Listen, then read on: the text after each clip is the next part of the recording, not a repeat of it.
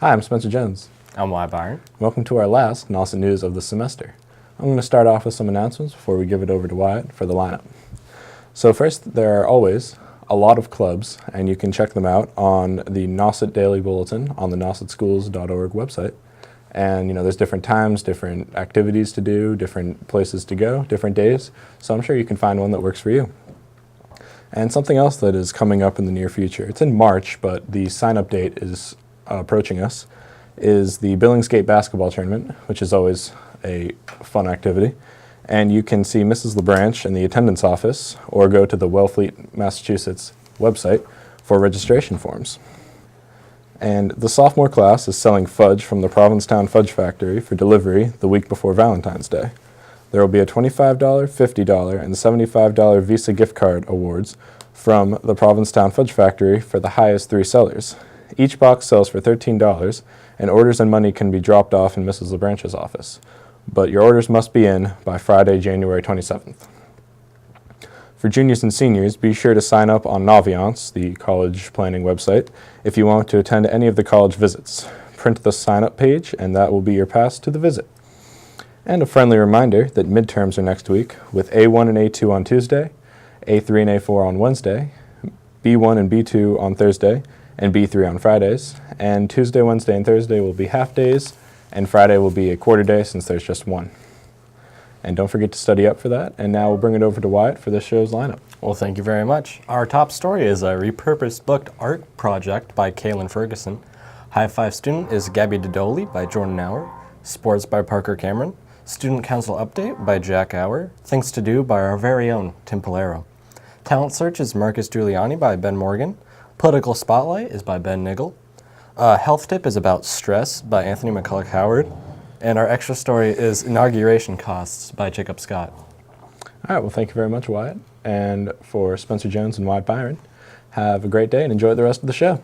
Hi, everyone. I'm Jillian DeLauro with your top story this week. Our story this week is on Love Your Library exhibit that was displayed in Nauset's library for a while, but has been recently moved to our new Eastham library. Along with the high school, the middle school and elementary school also have pieces in the exhibition at the new Eastham library. The purpose of this exhibit is to repurpose old books that were going to be thrown away. So Miss Ogden's class created works of art out of these books.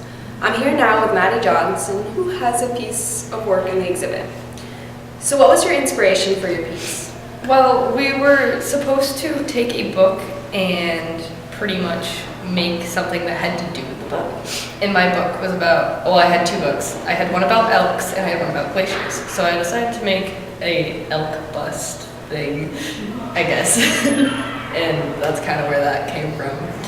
So was it hard to come up with your idea? Not really, because I didn't really know what else to do besides take an elk and try to make it. And since I didn't want to make a full body thing, I just kind of did the head. So how did you make it? Well, I took some chicken wire and I kind of created a outline and then I paper mache'd over it. It wasn't that hard, but I guess at the same time it was kind of messy. Sounds like it. So what did you enjoy about this project? The overall creativity of it, I guess, because I kind of had the freedom to pick my own book and create what I wanted out of it. So I guess that's what I liked most.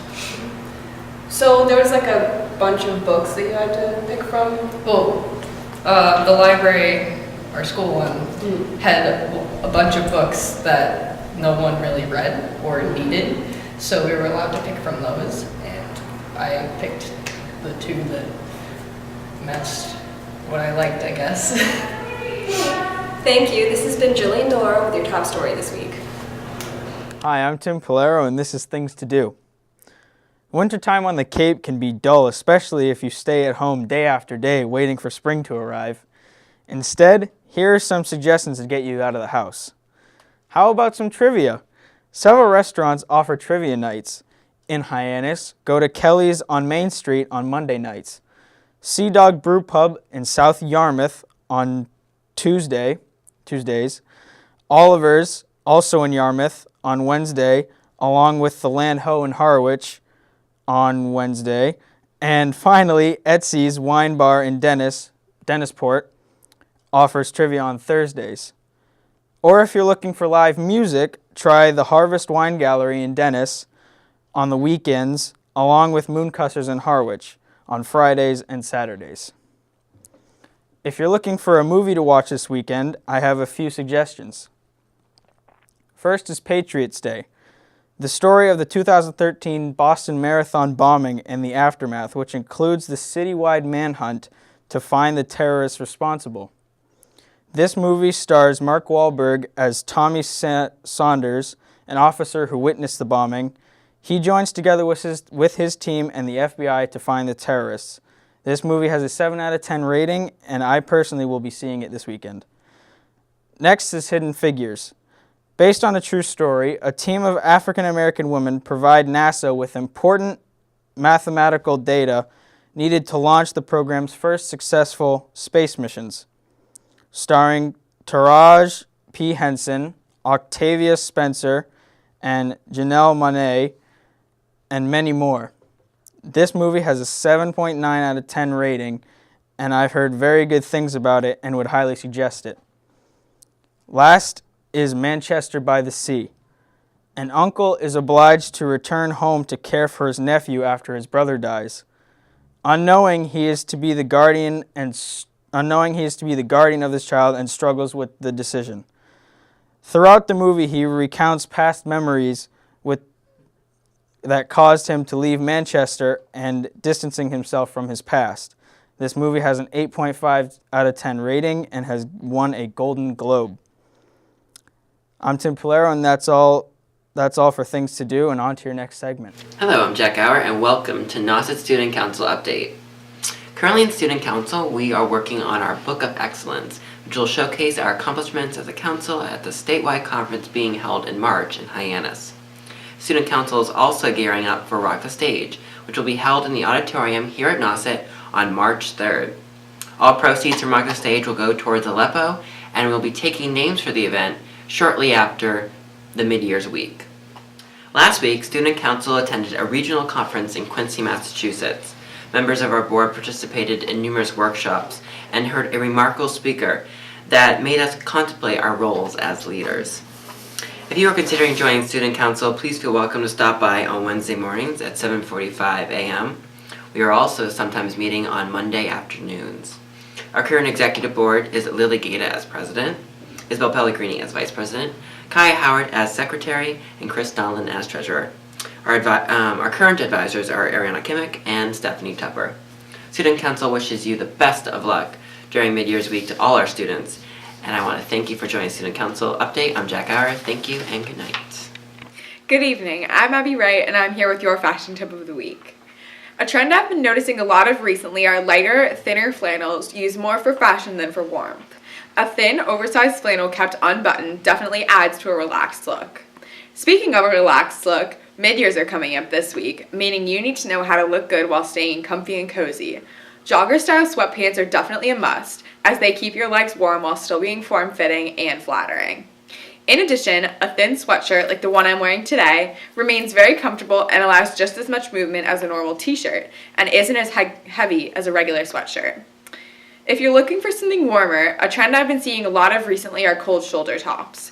They've been very popular throughout the year, but now that the weather is colder, they've transitioned into sweaters. This outfit choice is ultra chic yet functional and can definitely add to your style. In terms of shoes, moccasins are a great way to just slip something on and go during the busy and stressful week. They're usually fur-lined, making them super warm and cozy, and they're also fashionable when paired with leggings or skinny jeans.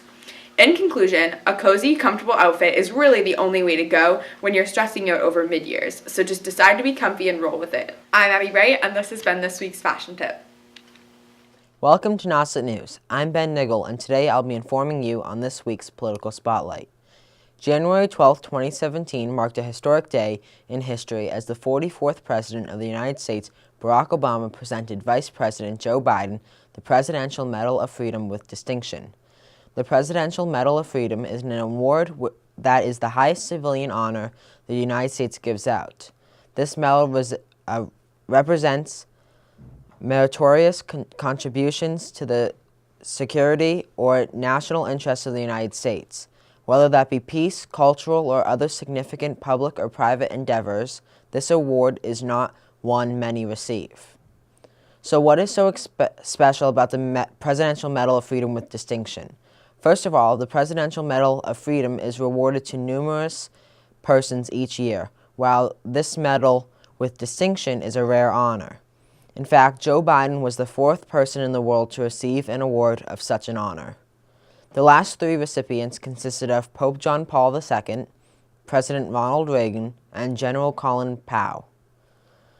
President Obama remarked that Vice President Joe Biden is, and I quote, somebody who has devoted his entire professional life to service to this country, end quote. Some of Joe Biden's accomplishments, including being senator representing Delaware for 36 years and serving as a remarkable vice president of the United States for 8 years. I'd like to dedicate this episode of Political Spotlight to Vice President Joe Biden for his courageous work throughout his years of public service. This has been Ben Niggle with your Political Spotlight report on Nauset News. Thank you, Vice President Joe Biden. Hi, I'm Drew Nauer with this week's High Five student.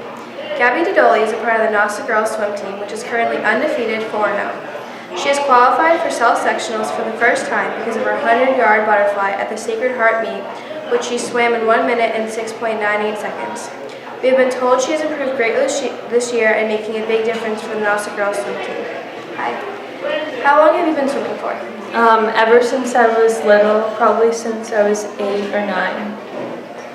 What is it like being on the same team as your sister? It's nice. I like swimming with her since it's her last year. What is your favorite stroke? Either butterfly or freestyle. Tell us what it is like to have the chance to go to the state sectionals. Who are some of the top swimmers this year for the girls swim team? It's an amazing experience to be part of the team. Brooklyn L is a good swimmer, along with Nika, Katie Walters, Molly Rudman, a new freshman, Abby Riccardi. They're all very good swimmers.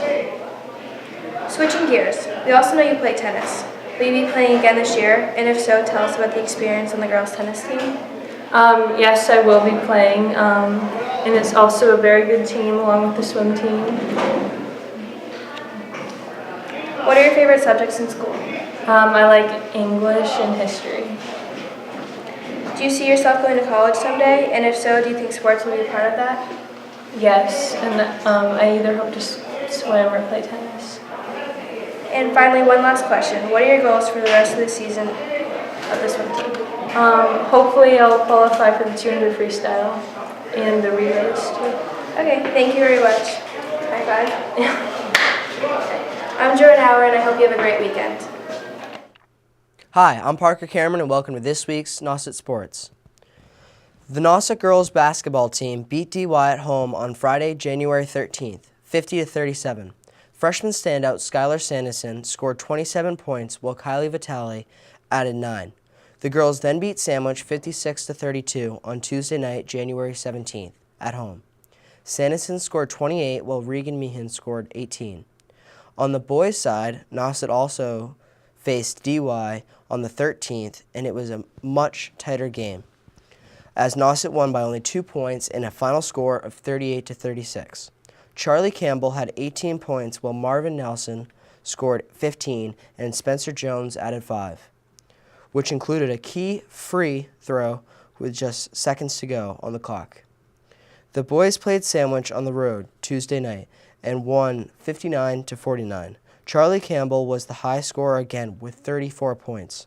Marvin Nelson and Eli Gaquinto are also credited with great play. Now on winter track. On Sunday, January 15th, the Nauset indoor track team traveled to the Reggie Lewis Center in Boston and placed 6th as a team in the Division IV relay. Tate Sidawan, Devin Canestro, Dylan McNeil, plus Owen Wilcox set 2 school records, the 4x50 and the 4x200. They also qualified for the state meet in the process. For the girls, the best performance was the 1,600-meter sprint relay, where the where the foursome of Maddox Nobley, Ellie Hartman, Tara Ellard, and Mackenzie Meads placed second. Now on to boys hockey.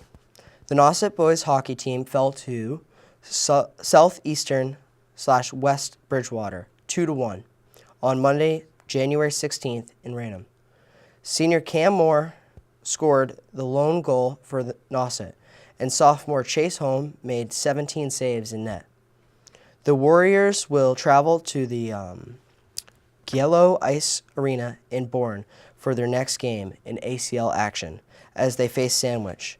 Those results will be on the next Nauset News. Girls hockey. The Furies lost to Bishop Stang 4-0 on Saturday, January 14th, when they traveled to New Bedford. The team was shorthanded as 5 players are out of commission due to concussions. The coach noted that despite the loss, Brianna Cowling, Kim Gallahan, and Brianna Kender were strong on the ice. The girls played again on Monday, January 16th, and lost to Sandwich 6-0. Molly McKinnon made 22 saves in net despite the lopsided loss. Now on to wrestling. The Nauset wrestling team placed 5th at the Cohasset Invitational over the long weekend. Overall, winners in their respective weight categories were Wyatt Walker and Eli Wilson. Placing in the top 5 were Sherman Morrell, Josue Rodriguez, Kyle Morrison, Brenda Caslow, Josh Devlin, Caleb Cobb, and Ethan Singer. The Nauset swim team defeated Sacred Heart High School at home on Thursday, January 12th. Gabby Dodoli won the 100-yard butterfly and qualified for the self-sectionals for the first time in her career. Molly Rudman won the 50-yard free, while Nika Dodoli won the 100-yard free. And Abby Riccardi won the backstroke. For the boys, Coleman Norton won the 200 free and the 100 butterfly, while Carlisle Nash won the 200-yard IM and 100 backstroke. Also swimming well was soccer player Ryan Pish, who won the 50 and the 100-yard freestyle events. The team then traveled to Nantucket over the MLK weekend and participated in the Cape Cod Classic. Both the Nauset girls and boys placed 3rd overall teams. I'm Parker Cameron, and this has been this week's Nauset Sports. Hi, I'm Anthony McCulloch-Howard with this week's health tip.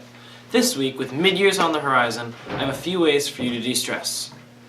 First off, laughter is always the best medicine. Laughing and smiling, even when faked, are proven to increase mood. Another way to help reduce stress is to unplug from electronics, which add unnecessary stress to our already hectic lives. Also, set aside a little time for some calming activities, whether it's listening to music, relaxing with a nice bath, taking a walk, or even meditating. Taking some time away from studies is a key for keeping calm throughout this hectic week. If you're feeling stressed or having anxiety, take a break for a minute. Whether it's just stepping outside or breathing calmly, a quick break can do wonders for your mental health. This has been Anthony McCulloch-Howard with the Nauset News Health Tip. Hi, I'm Ben Morgan with Nauset News, and today I have the pleasure of interviewing one of our Nauset students here at this high school. His name is Marcus Giuliani, and he's known for his beautiful photography, and I have the pleasure to interview him today. Hi, today I'm interviewing Marcus. He's known for his beautiful photography. Marcus, would you please do me the pleasure of showing your photos? I would love to. So my name is Marcus, and I'm a junior here at Nauset Regional High School, and I really love photography. It is what I plan to do in college, and I would love to show you guys some of my work. So this is a photo of Morgan Jewel, and it is just a double exposure that I did. I really love it. Thank you. No problem. This is a photo of Ariana Giuliani, and it is just to show shallow depth of field. Beautiful. This is another double exposure with Madison Murray. It's very artsy. And this here is my cousin with a smoke bomb, which is such a cool artistic thing for photos. So really... that is amazing. Thank you. No, thank you. I really just love photography. I love that I can express myself, and thank you guys for picking me to do talent search this week. I do a lot of photography myself, but I've never seen photos this good.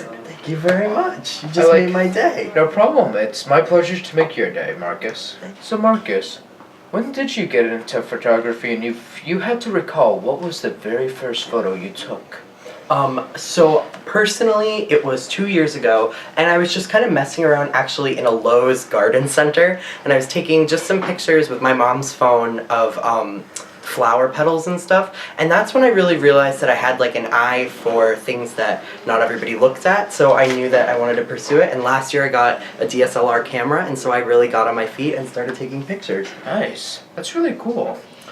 What was the most riskiest photo you've ever had to take? Well, one time actually I climbed on top of a building, and it could have been very safe, but I kind of got onto a ledge that was very dangerous, but it was worth it for the photo. I know, photos are worth at any cost. Like like this one time, I snuck into an abandoned building to take some photos, and it was worth it. Oh, yes. We didn't completely check out the area, but it was just really fun. And that's awesome. And all these photos that we can take really can go into our college portfolios. And I personally am planning on going to the San Francisco Art Institute. And this weekend I am going and I'm doing a college tour at Pratt University. So I'm very excited in New York City. Oh, well, I'm very excited for you. Thank you very much. No problem, Marcus. But if you had to say, what was the most best photo you've ever taken? Oh, that's one that you're in love with.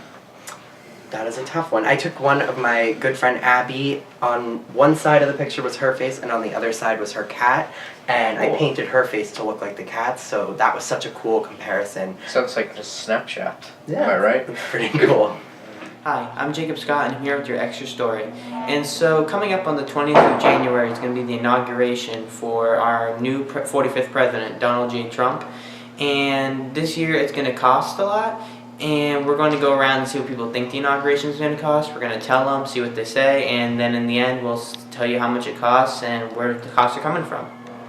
So, how much do you think this year's inauguration is going to cost? I'm going to guess 35 million. And you? I would have said like 1 million, but now I'm gonna up it to 15 million. It's actually 200 million. Oh. That's not. Oh, that's a lot of money. Yeah, it is a lot of money this year. And what do you think the inauguration is going to cost this year? About $750,000. Actually, it's 175 million to 200 million dollars. Oh my God, that's ridiculous. Yeah, it's pretty ridiculous. How much do you think the inauguration this year is going to cost? 200 million? Yep, pretty much. $200 million to $175 million. Oh wow, that's a lot of wasted money. And finally, Mr. Hoyt, how do you think the inauguration is going to cost this year? Like, how much? 50 million. It's going to be around 175 million to $200 million. Why? Security, transportation. That's so much money. It is, but. And as you saw from people's reactions for the inauguration talk, it is pretty wild how much it's going to cost. It's just going to cost mostly around for the transportation, emergency services, and the extensive security that's going to be at the inauguration. Just from the last Obama's last inauguration, which was around 124 million. That's what they can expect, along with the added cost of it from inflation and everything. Security alone this year is going to be around $100 million. And so, thank you for watching this Nauset News Extra Story. I'm Jacob Sky, and I'll see you around.